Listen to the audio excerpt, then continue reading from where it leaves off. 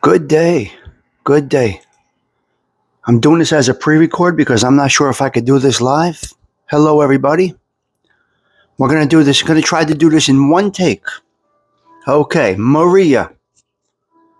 This is about Maria Stigliano. Today is 2/18/2025. We gather not just to mourn, but to celebrate the life of an extraordinary woman. Maria, a mother, grandmother, a sister, a daughter, an aunt, and a friend who left an indelible mark on all of us.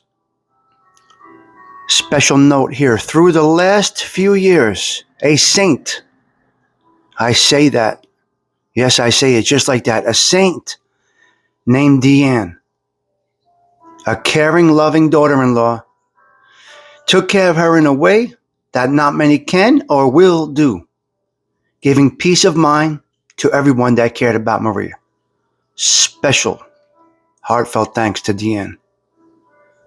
That goes from everybody that knew Maria, knew that she was in good hands, good care.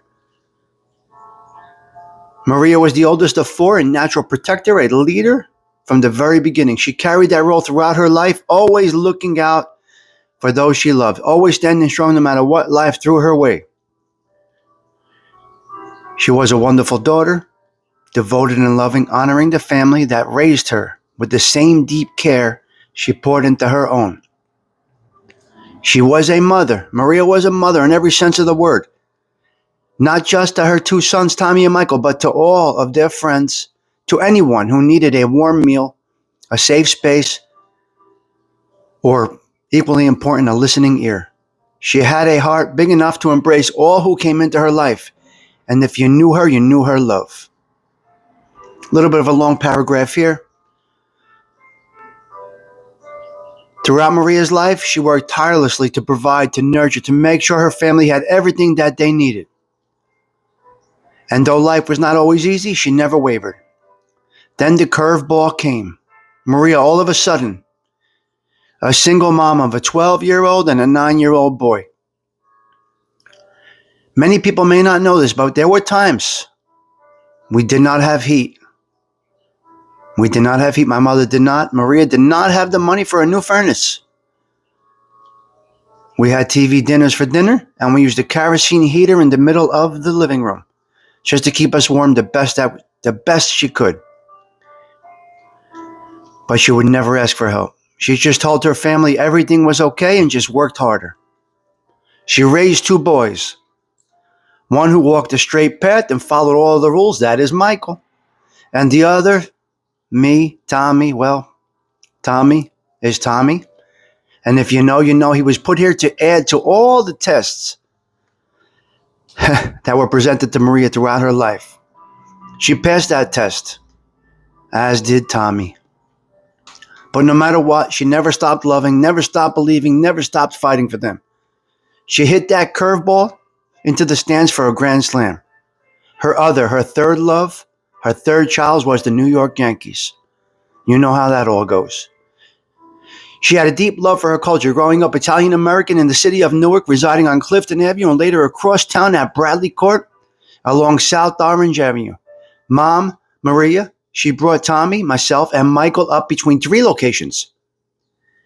Our home in Belleville, her parents, Angie and Ralph's apartment at Bradley Court, and Nana Calatrella's, just a warm, welcoming home in the Stephen Crane Village.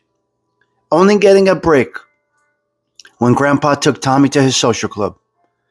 Michael, some thought was the omen, but he was a little bit easier at times to handle because he did like to sleep. So Tommy went over to the social club and Michael went to sleep. A note. 2 years ago, she said to me, Tommy, that Frankie Valli is performing live and we must go.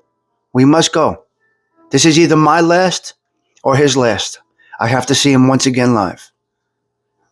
After I said yes, Tommy, after I said yes, she said, it's in Pennsylvania. At yes, a casino.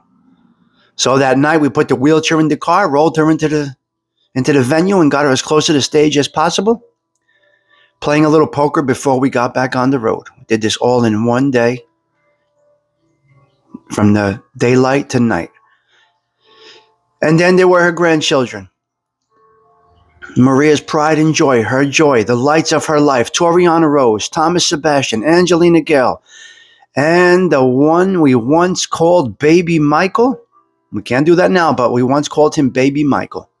She was a loving, proud grandmother, one who spoiled, taught, and cherished every moment with them. They grew up knowing just how much she adored them, how much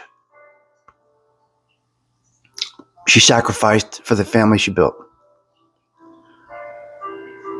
She was a friend who loved you until the end, the kind of person who stood by you through the highs and the lows, whose presence made life a little easier, a little brighter. She had a way of making everyone feel like family. And when Maria's work here was done, when she saw that her family was okay, everybody on the right path, she finally allowed herself to rest. Today, we're not saying goodbye.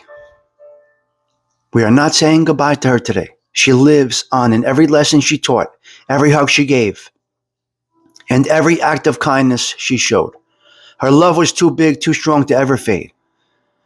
So we honor Maria, Mom, Grandma, Aunt Riri, and many other names she went by.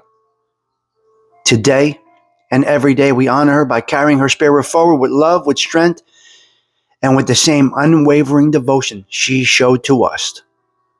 Rest easy, Mom. Your job is done. You did it beautifully. We love you always.